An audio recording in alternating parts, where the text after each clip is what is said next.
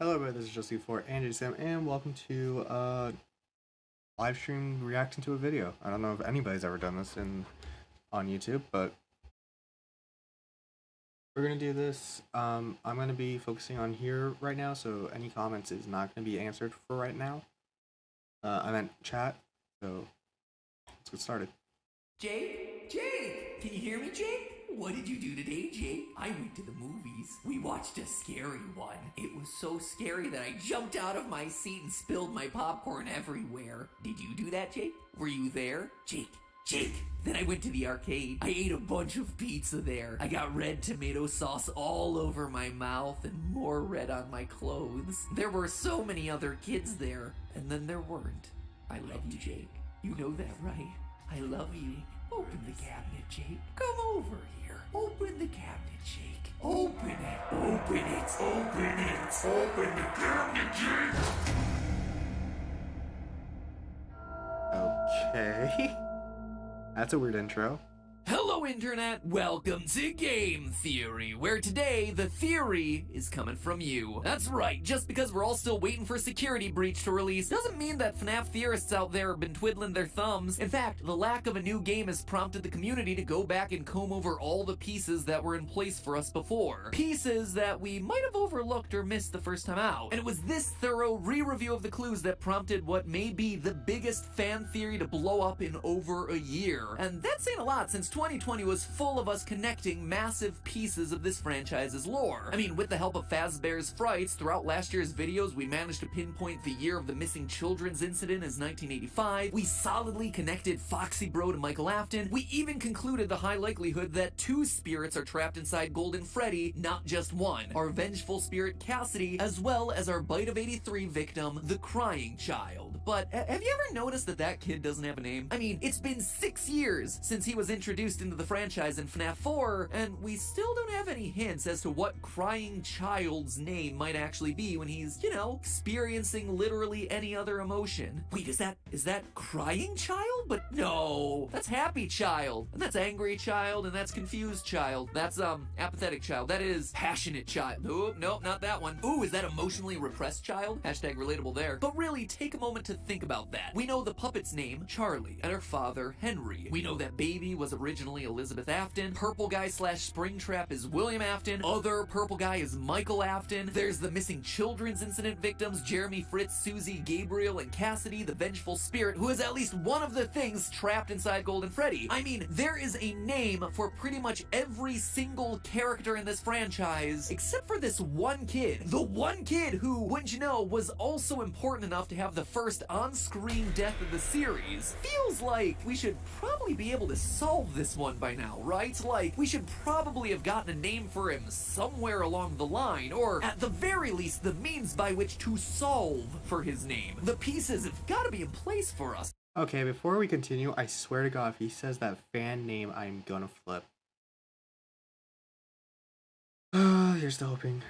Right? Well, today might just be the day where we solve exactly that. One Reddit user named Wolfie1740 Kingdom thinks that they've cracked the code to finally solve the final name of the FNAF mystery, to finally give the Crying Child, the Bite of 83 victim, a proper identity. So break out your tambourines, theorists, cause it's Morty time. It's a theory review. Leave your theories in the comments below. I'll pick my favorites in the next episode of Morty. Now, today's theory starts where all the best theories begin, dabbing Chica. That's right, folks, we're back to the most important lore item in the whole franchise. Not any of the novels. Certainly not the games. Those are just afterthoughts at this point. Nope, it's back to the children's activity book, FNAF Survival Logbook. In a past FNAF theory, we had a huge revelation about how this thing works. Basically, there are 3 people present within this book. There's Mike, who's alive and always writes everything in red pen. There's Cassidy, who haunts the book and speaks in ghostly inexplicably faded text, but there's a second spirit here, the crying child, who's forced to communicate by actually altering the words that are found in the book. The example that proves it is right here. Cassidy says, "The party was for you," and the crying child responds on page 89 by altering the text of the book to read, "It was for me." We know FNAF 4's party wasn't for Mike, and we know Cassidy wouldn't be saying this to themselves. As such, it must be crying child acknowledging what Cassidy has said. Same thing here on page 59 with Cassidy asking, "What do you see?" and crying child answering on page 109, "I can't see." Again, altering the actual print of the logbook. So that alone was pretty huge, and it went a long way to supporting the theory that both Cassidy and crying child possess Golden Freddy. And that alone would be pretty awesome, but it still leaves a major part of this book unsolved. You see, on page 95, there's a loose thread that's never been tied up, one that has personally driven me crazy for years. It's a grid where you're told to draw an 8-bit Foxy. Just another random activity in this children's workbook, right? Wrong. The grid is numbered, and you can see in faint print that you're supposed to put letters into the squares, with the first few already being put in. So in our quest to solve Golden Freddy's name years ago, we collected the page numbers where the phrase "my name" appeared, we added them together per the instructions hidden in the book, and then we plugged those coordinates into the Foxy alphabet grid to get the name Cassidy. Good game, everyone! Let's all treat ourselves to some orange slices and give ourselves a pat on the back for solving another piece of the lore. Except that's not how it worked. You can imagine my surprise and confusion when the numbers got plugged into not the alphabet grid that was clearly being telegraphed to us, but rather the word search. And apparently we were right to do that, since Scott Cawthon himself confirmed in his FNAF movie announcement the critical role that a child named Cassidy plays within the lore. But all of this still means one thing. The name. The alphabet grid is awkwardly left completely unused. So the enemy has already got their siege tower moving up. I'm going to try and see if I can direct some of the... No. Despite it obviously needing to be used to solve one of the mysteries within this book. And that's where Wolfie 1740 stepped in. In the book, there's one Cassidy question that's left hanging. On page 31, Cassidy asks, "Do you remember your name?" Of course he does. He's the crying child, duh. Crying child Afton. His friends call him Bite Victim for short, just rolls off the tongue. But seeing that the logbook had helped to solve for Cassidy's name, Wolfie suspected that it might also be helpful in solving this other name, using, you guessed it, the Foxy alphabet grid. What Wolfie noticed was that the crying child... It would make sense because Foxy is the mask that the brother wears when he dies. That would make more sense, yeah. Specifically uses the nights 4 and 5 shift rating questionnaires to speak with Cassidy. For the first 3 nights, the section reads as follows: overall, fulfillment, health, stress, purpose, hope, and existential dread. But on nights 4 and 5, you have other things mixed in here, like I'm scared, and it was for me. So Wolfie reverse engineered things, taking Bite Victim's answers and matching them to the page numbers where Cassidy asks the question. To quote from Wolfie's own post, the first one is "I can hear sounds." The page it's responding to is 75, which says, "Does he still talk to you?" And one trend to notice is that all 4 pages have a piece of blood on it. Next is "It was for me," which is responding to page 103's question of "The party was for you." Third is "I can't see," responding to page 59's "What do you see?" And last is "I'm scared," which stumped me, so I went off of what I already had. End quote. He then fully filled out the Foxy chart with the alphabet, and going in the order that Bite Victim's answers appear, he followed the grid code to find the following 4 letters. E-V-A-N. Evan. Evan? After 6 Evan? years, could it possibly be that Evan is the name of the crying child? I'm not sure. Or at least I'm not convinced off of this alone. Don't get me wrong, I don't think that this is a bad theory at all. Quite the contrary, in fact. Anything that tries to figure out the true purpose of that stupid Foxy grid is gonna get credit in my book. The problem here is the methodology. Throughout the book, Cassidy asks a lot of questions, but only 4 of them actually matter. Wolfie also points out the bloodstains, but there are bloodstains on a lot of the pages throughout this book, not just those 4. And even then, an answer like "I can hear sound" sounds to the question of, does he still talk to you, it Doesn't make feels just a sense. bit off. It's not Yeah. very precise. You know, it feels random, arbitrarily trying to fit pieces together in a book that has been crafted to be anything but arbitrary. I mean, the Cassidy code alone required you to find 6 numbers, find a page that points to another page on what to do with those 6 numbers, and then translate all 6 of them into the word search. Yeah, it just Multi-step seems too puzzles like easy. this have to be precise in order to work. And while the puzzle pieces in Wolfie's theory certainly fit, they fit a bit loosely, you know? I mean, even Wolfie admits that finding the last N was a bit of a stretch, and it forced him to break his own methodology. In fact, another Reddit user, Godzilla813105, tried to correct for that to find the N in a different way. One of the other lingering threads of the book is a series of tally marks written by Mike that never quite add up to anything. They're that never would be used, interesting. or at least their true use has never been discovered, but again, similar to the Foxy grid, they must mean something, right?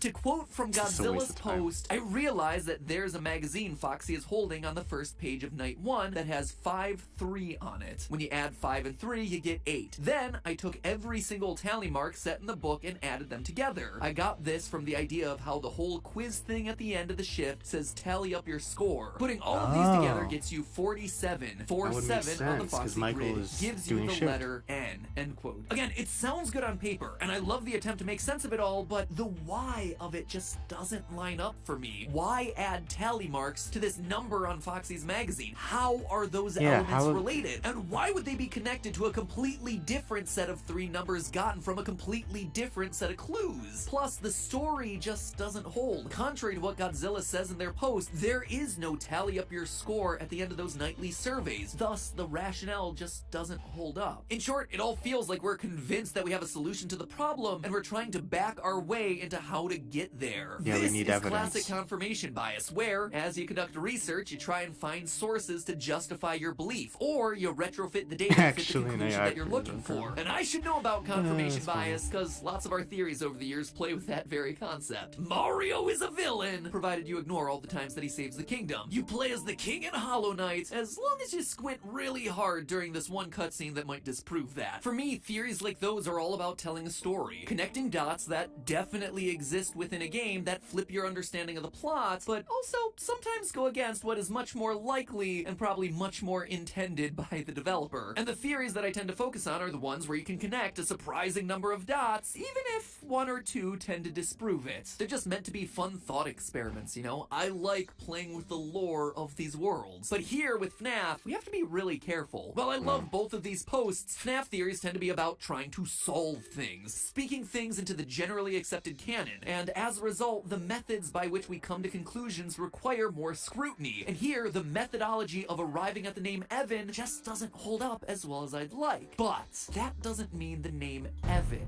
doesn't hold up. Because here's the twist, friends, this isn't just coming from the logbook. Shortly after Christmas, the Fazbear Frights book series released Oh its boy. latest installment, Blackbird, and it contains what is to date the most moving story in this franchise. The Real Jake, short story number 2, tells the tale of 9-year-old Jake, who's dying as a result of a tumor in his brain. With his mother prematurely passed away and his father overseas in the military, Jake is under constant care by the young Margie. But there's one other special person in Jake's life, a mysterious figure named Simon, who speaks to him at night from a small cabinet in his room. It's a promise. Don't forget. Quote, the first night Simon had talked to Jake, Simon had made it clear he would be in the cabinet until Jake got well enough to walk to the cabinet. When you can do that, I'll be here waiting for you. End quote. And while it seems like Simon should be a sinister force, since, you know, this is a FNAF book after all, it's actually an expression of love. Margie had created this small doll named Simon with a walkie-talkie inside of him that allows Jake's father to speak to his son, distorting his voice to make him sound younger. Simon, every night, insists that Jake speak about what the real Jake is doing, the one who isn't afflicted with cancer, the one who is outside playing with his friends. All of this was intended to give Jake hope, with Margie updating the doll every few nights with food stains and scrapes on his knees to reflect the adventures that the real Jake has been having. It's a beautifully sad story with some legitimate surprises that I'm actually not going to spoil here. But the That's reason I really bring it up good. is that strangely, it is the only one of the 18 Fazbear Fright stories so far that has no explicit connection connection to FNAF. At all. Yeah. Zero. Every other story thus far has mentioned a Fazbear Pizzeria or connected back to a familiar animatronic in some way. This one True. doesn't. Yes, it does have some lore connection to the ongoing Stitch Wraith storyline, but the lack of anything FNAF stands out like a sore thumb when every other story thus far has connected back in some way, which is why the name of Jake's father stands out so strongly. Jake's father is named Evan, which alone is interesting, but becomes much more noteworthy when you consider that he has a brother named Michael, his only living family. And not only that, this is how Michael is described in the book. Quote, he's a little different. He's intense about making money and he's really good at it. Just the way he is can make him seem like he's not human. So Before he says anything else, that's clearly back referencing to FNAF. Pizzeria is similar. I couldn't think of the name. When we had to do the whole money thing. So he's like a cyborg with bad programming? End quote. Two brothers, one named Michael who gets compared to a human-robot hybrid? Where have I heard that one before? Father, it's me, Michael. And that's just the surface level stuff, friends. Looking deeper, this is a story about a father communicating with his son via walkie-talkie, just like we see in Sister Location. Heck, Can I just say brain tumor? you see him Okay. communicating through the walkie-talkie that is in a plushie. In the real Jake, it's Simon the doll with a walkie-talkie inside of him. In the games, it's psychic friend Fredbear with a walkie-talkie. Both children suffer from a severe head wound, Jake with his brain tumor and crying child with the bite of 83. In the story, Jake goes on to possess the Simon doll, only for him to then pass on to the Stitch Wraith, sharing that endoskeleton with another soul named Andrew. In the games, could it be that our crying child dies in the hospital and goes on to possess psychic friend Fredbear, which then somehow gets him passed into the Golden Freddy suit, where he then shares it with another soul named Cassidy. And all of this is happening in a story that has no connection to FNAF, but very clearly has a connection to FNAF. I'm just saying that the absence makes it all the more conspicuous. In short, I'm not convinced that the FNAF survival logbook is solved or anything like that. Right now, I'm just not sure the methodology for arriving at a final name is really as solid as I'd like it to be to enter my personal headcanon. But strangely enough, the name Evan feels like we're onto something. It has some very compelling evidence to support it from the real Jake story. So at this point, I want to hear from you. Let me know. Are you sold on the crying child being Evan alongside his older brother Mike? I'd Or is this rather yet have another that. example of Scott trying to bury the lead a bit and confuse us by using the same name a bunch of times, shoving Michael in a bunch of places where he doesn't belong? All I know is that I can't wait for the next book coming out in March. At this point, forget Okay. So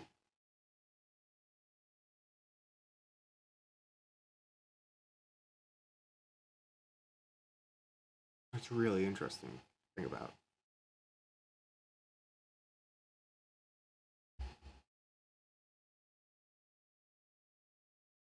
Evan.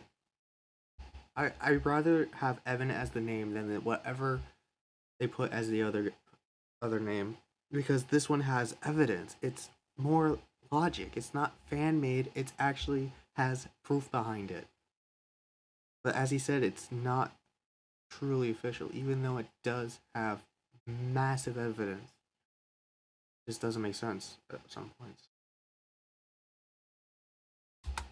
security breach. It's all about those sick book drops, my friends. Because let's be honest with ourselves. At this point, uncovering the lore of FNAF requires more reading than your typical JRPG. But hey, that's just a theory. A game theory. Thanks for watching. And hey, if you missed our first quest to solve the security logbook, that video is on screen right now. It properly conveys my frustration with the series. And if you're interested in joining us on our ongoing quest to solve all the mysteries of FNAF, make sure you bite that Okay.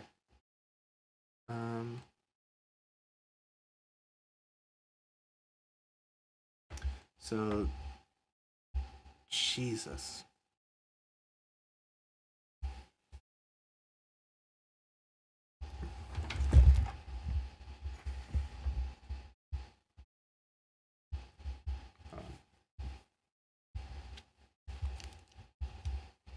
There we go, that's better.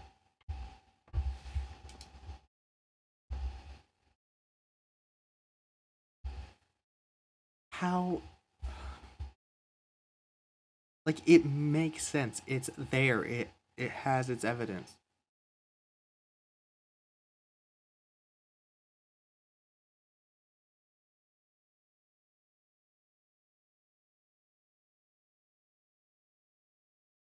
What do you guys think about this?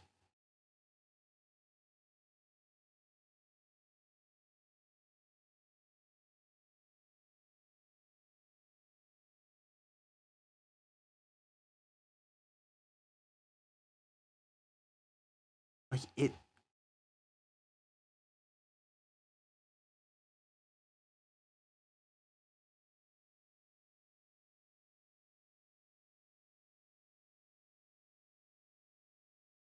So Cassidy has been officially proven that this is the vengeful spirit. Spirit, wow, spirit, and anybody fighting about that on my other video that I made, my preview of my song that's fighting over this, it's debunked. It's official now.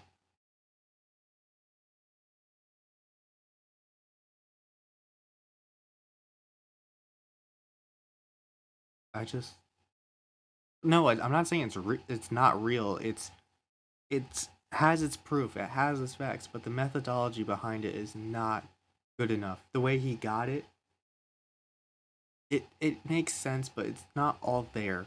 Like, why did he think of this? Like, he didn't explain that part. I'll probably check the Reddit and stuff like that later, but um,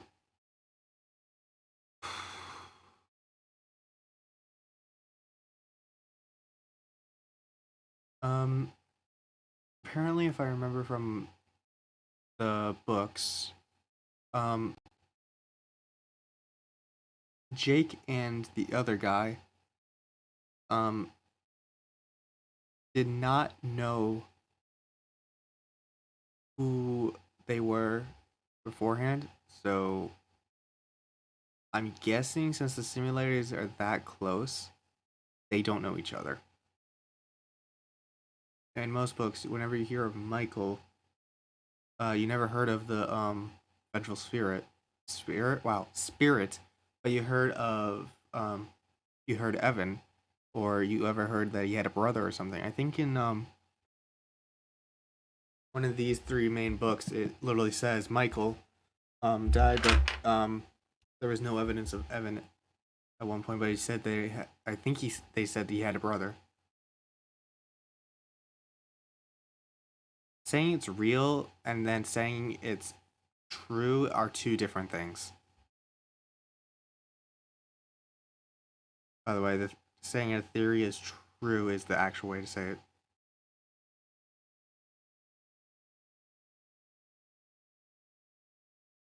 Hold on.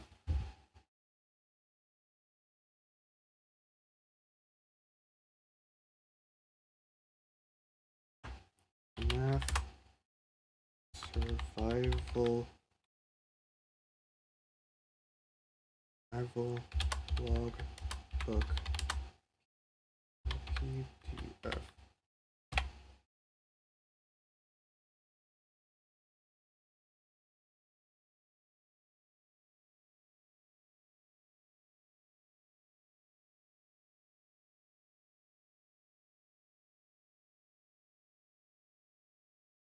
Doesn't help, but thank you. Let's see here. Download PDF.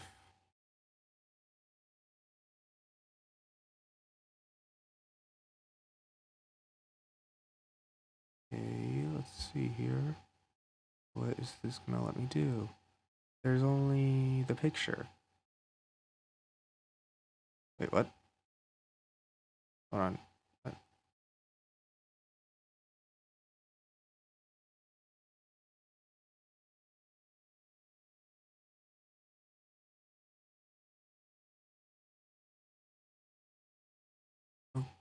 Okay, something just happened. Hold on. I'm trying to figure out something.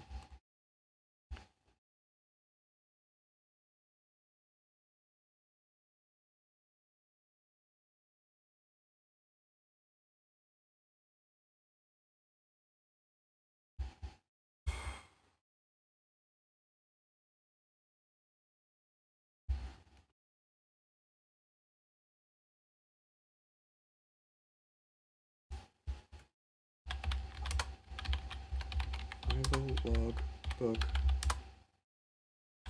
full free download. This is not gonna work. Use that. We'll try this.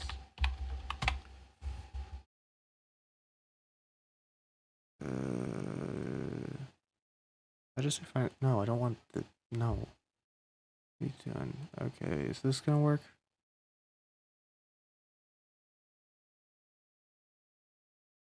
What? No.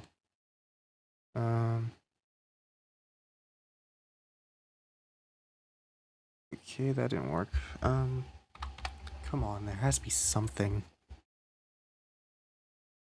Download.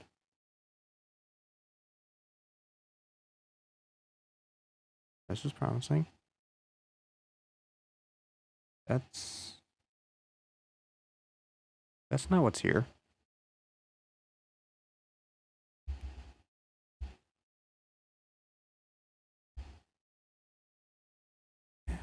What is going on? No, it's not helping.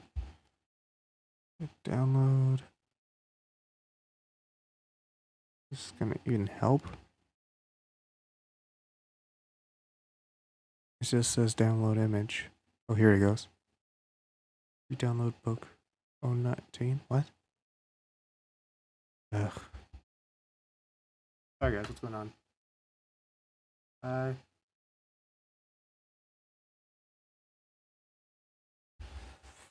What is going on here? Where?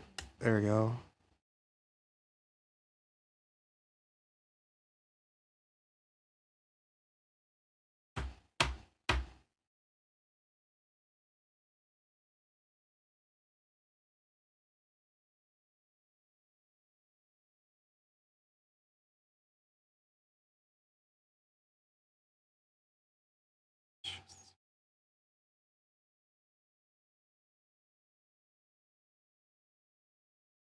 Okay, no, I'm not gonna.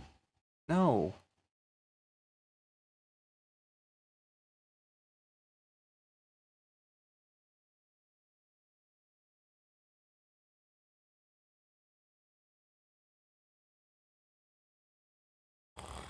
Mm.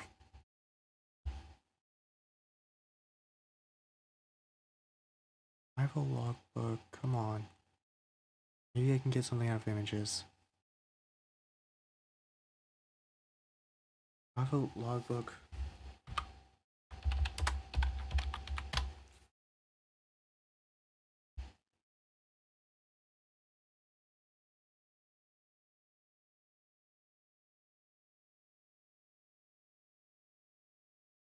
Here we go.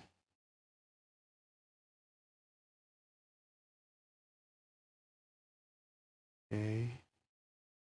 No, not what I need. Oh well, I can't figure it. Hello, everybody. Sorry about that. I can't figure out anything. I don't even remember what I was talking about before. So going on with the name Evan, we just found out is the name. Well, we don't know if it's truly the name. We don't have enough reasoning for it. We have evidence for it, but we don't have the reasoning for it. The reason why it's like that. So it's a bit of a complicated situation, but it's very likely that this is going to be the name of the crying child.